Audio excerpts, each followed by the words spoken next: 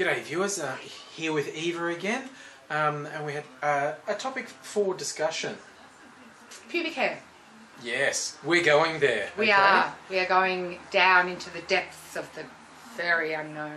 We start, the weirdest aspect of talking about pubic hair is the way it's developed in Western culture, at least.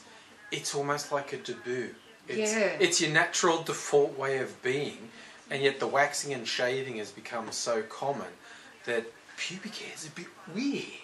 And really, you know, what I find quite interesting about this is that it's not so much that it's become weird, it's become gross. Yeah, even worse. Yes. And it's just not. I mean, I honestly, I don't have a problem with pubic hair. Personally, I'm a shaver, I'm a trimmer.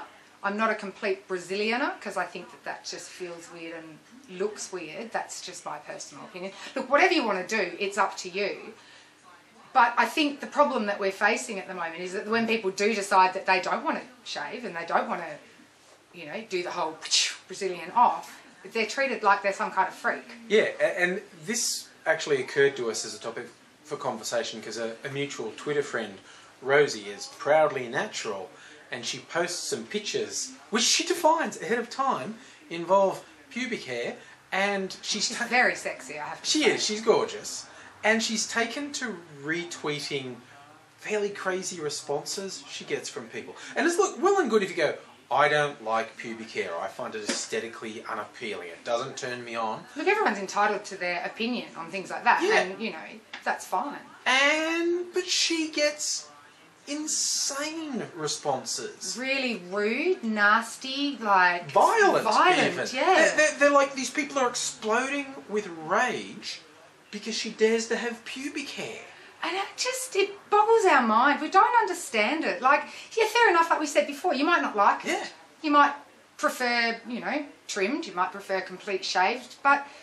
Little landing strip maybe? Who knows? Yeah, but I don't see what right it is of anybody's to turn around and call somebody else disgusting when they're just being natural. Yeah, and also that the person has to seek it out. Like, Rosie does tend to tag these hairy, and there's a link. Twitter doesn't push the photo at you. It's not like Facebook where someone posts something and you see it regardless of whether you want to or not.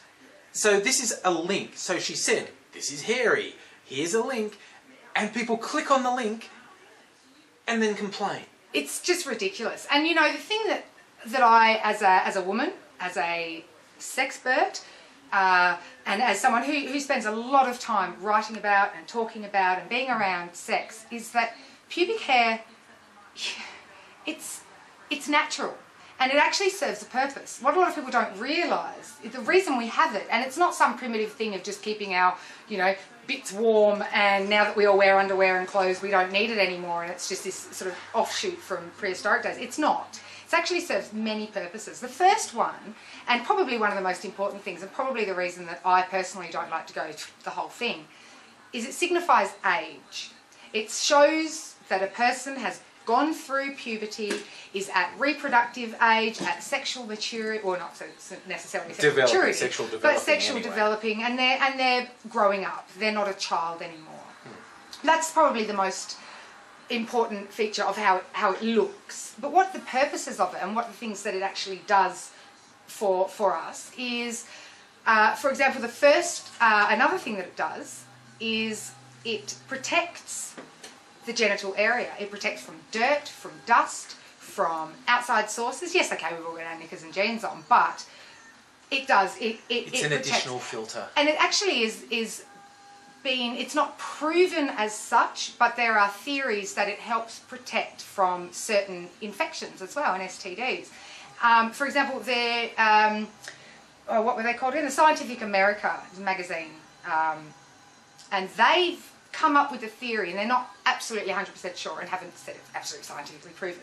However, in the last sort of few years where waxing and Brazilianing and all that sort of stuff has come into play, in one sense, you've had a lessening of pubic lice, crabs. Yes, crabs have got nothing to hold on to. So they can't get in there. So that's really good. However, there has been an increase of chlamydia and gonorrhea. And whether or not that's absolutely cause of Yeah, they're not the saying shaving there's a or not. causal link, but there's an observed increase in the infection rates. Yeah, Maybe absolutely. it's just all you saucy people with your waxing and shaving. You're getting so turned on. You're having far too much sex. You filthy, filthy little beasts. Yeah.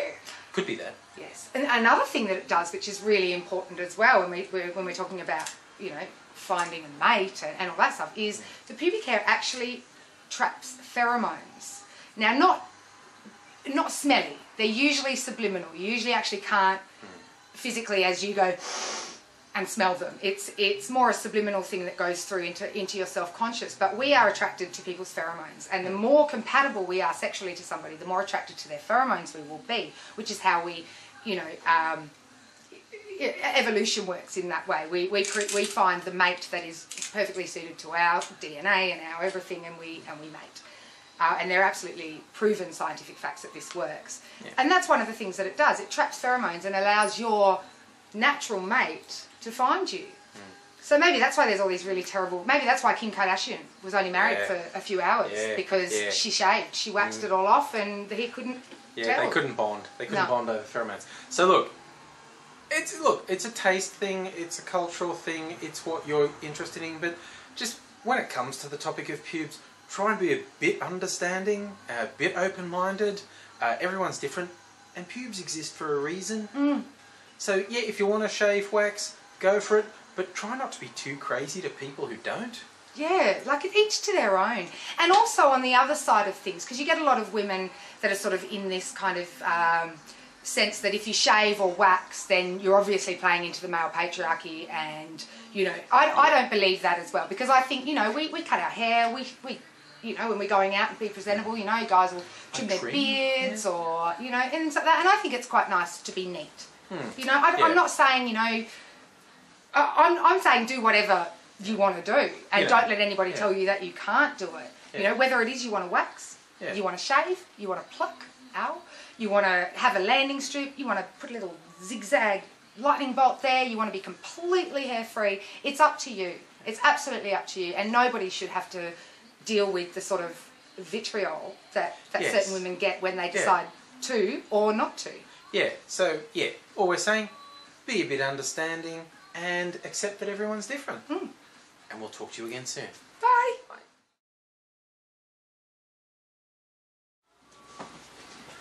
Who ordered the pussy shaving?